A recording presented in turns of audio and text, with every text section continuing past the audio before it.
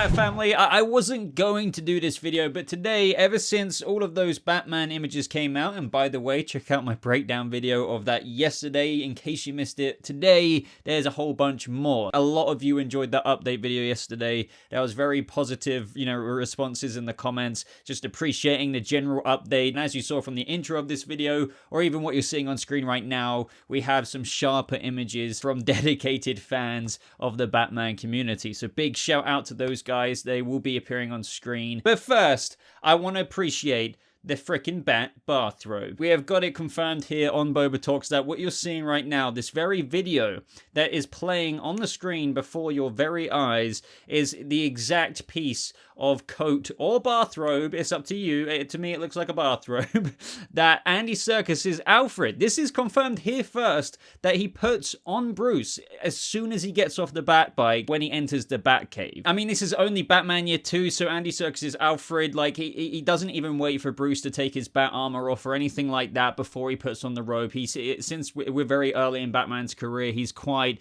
worried about Bruce going out still, and that's why he immediately coddles him with this little bat. But I'm joking, obviously. But this is some of the latest photos that are coming out today. A lot of the photos that I went over yesterday were the continued filming of the cathedral/funeral scene for the mayor. Very, very briefly, just to go over that again, in the trailer, if you guys remember, we had the mayor's funeral. Bruce Wayne saves, I believe, the mayor's wife's son. Along comes a big car that bashes through, and out comes the district attorney, Gil Coulson, played by Peter Sarsgaard, and he goes bye-bye in a big boom. And it looked like they were filming a lot more scenes of that, and I've got some better images today. The main bulk of photos are going back to that cemetery filming scene, where I have actually theorized for the longest time now, stay with me here, and I admit, this was reaching of me to say, I was probably very overexcited in my initial breakdown, but I said, since this film is somewhat going along the poetic kind of bond of a route with Bruce Wayne here, lots of people like to confirm it, lots of people would like to deny it, that the symbol on Bruce's chest has nothing to do with the guns. They're saying it's a batarang. I'm still of the belief that it could very well be a fashioned half of the barrel of the gun that killed his parents, that he would have obviously sharpened into bat wings and stuff like that. Let's just say they are going with that. He's keeping his symbol close to his chest because it's the very thing that inspired him to become Batman. He wields it wherever he goes. Well, it would be really cool getting to the point now that the Batcave would also, the subway that we spoke about in recent videos, because that's basically what he's converted the Batcave to, like an abandoned terminal in an old Gotham subway. If that was accessed near to his parents' mausoleum, I did go as far as saying, oh, what if the mausoleum low-key somehow has a little kind of that would be a bit too morbid, probably. But if he goes into a freaking cemetery and it's near the Thomas and Martha Wayne mausoleum, their graves, and that's how he accesses the underground abandoned subway, whether that was flooded or not. And if you want to get more into details about this, I do have a most popular believed theories video on the Batman 2022, that's weird saying that, so far. Check that out. I go over the whole Batcave location. You can see Wayne Terminal written there, the train station kind of stairs, like, so trust me, it looks like it's going to be that. I'm just saying it looks like it could be accessed in this location. Now, I can't confirm that. It's just seeing more and more photos like this with Selina and Bruce going to the cemetery. Sure, you could say it's a part of the detective mode investigation. Bruce needs to go see if somebody died or what year. I don't know.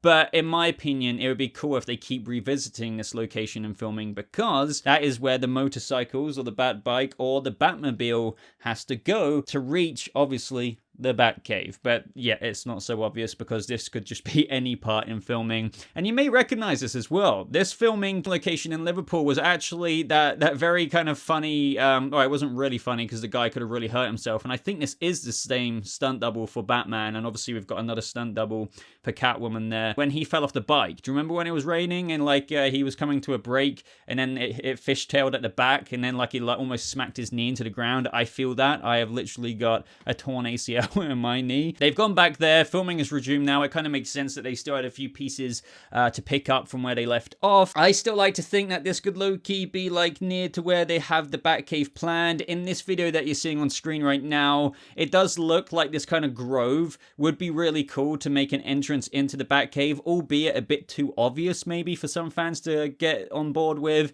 But I do find it interesting how it is, I believe, meant to be a little bridge, like an entrance to under a bridge, but they've got a blue screen behind it, which is obviously used for digital effects and chroma keying in movies. But it would be so cool if the reason why they're like riding towards this location is because that is the entrance grove to the abandoned Wayne terminal, or thought to be flooded section of this old subway in Gotham City. Now, Lewis, I believe LJWR on Twitter, like he's one of the top dogs for getting a lot of these pictures, so go follow him. He got these remarkable images of Bruce's bat bikes. I guess, you know, he gave one of them to Selina, I'm guessing, and obviously the main one is his that we've seen before with the bat ears emblem on the front of that kind of BMW-esque kind of motorbike there. Very, very, very high quality shots here for all of those cosplayers or people who want to pimp out their own bikes. I know there's a lot of people like that in the audience.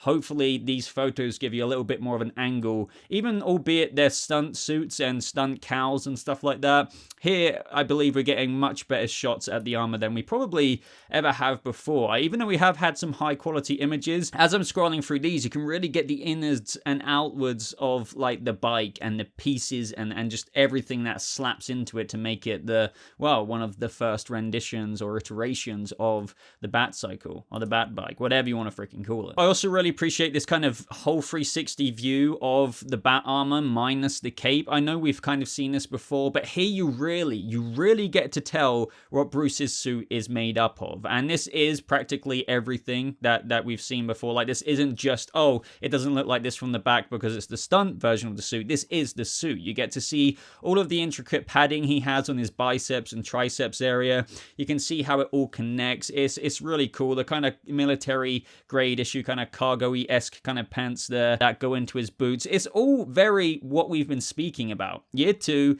you're not getting Lucius Fox saying, oh, here's a Kevlar weave, freaking quads, lip. Do you know what I mean? It's not that. This dude makes it himself, and I think that is what fans are ready for. Like, at least a lot of fans like myself are really ready for this raw, bodged job to kind of, well, to be fair to him, it's not a bodged job. Him and Alfred have done a good job here. And yes, I said Alfred because I'm very confident that this younger approach to, Andy Serkis's Alfred is a much more hands-on butler type role rather than, oh, Master Bruce, my name's Michael Caine, and here's some water. So it's not going to be like that. It's going to be, right, do you need a spare tire, Bruce? Now, already on Twitter, some people from this specific shot have been freaking out about, since, I guess, the cape isn't covering it, you can see the holster that Bruce has next to the handcuffs, I believe, there. And some people are like, oh my god, gun, that's a gun, right, Matt Reeves?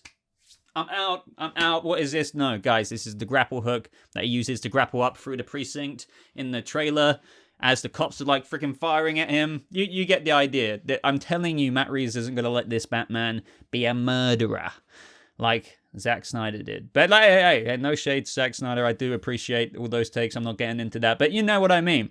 That is just a grapple hook. Don't worry about it. I can't confirm that. But it's kind of like low-key Boba confirmation. You know, take it as, you know, it's usually like 99% right when I say that.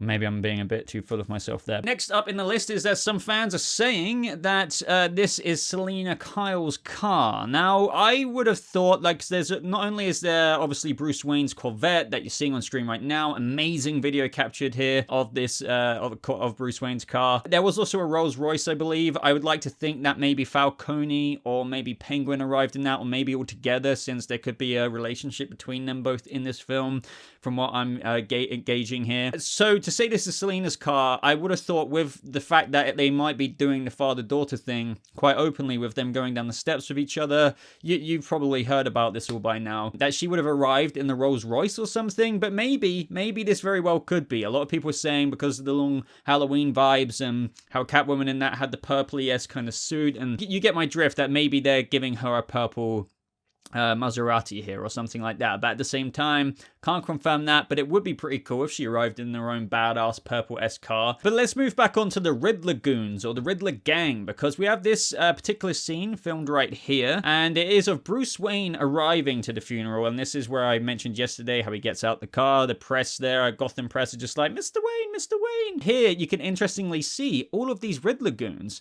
Now, this might be a part of the movie where the police haven't exactly cottoned on to the Riddler, because you would have, my first thought in seeing this, so many people with the Riddler sign, why aren't the police arresting all these people, or at least questioning them, because they might know something about Paul Dano's masked mystery Zodiac-esque kind of killer? Because yeah, like, look at that. Yeah, they would all be very suspicious unless it's kind of done in a way that Joker portrayed it, and how there's just so many people inspired by this masked killer of the Riddler, because he is going around killing Gotham officials like the mayor, like the district attorney, that they think, oh, well, they might not know him. How could we know that kind of thing? That would be fair enough. But it still is very suspicious if you ask me, because we know this is set after that first scene in the trailer where Gordon invites Batman in onto the crime scene, because that is the mayor's death, and this is now the mayor's funeral. So it is very kind of risky advertising this question mark when that was sprayed all over the crime scene.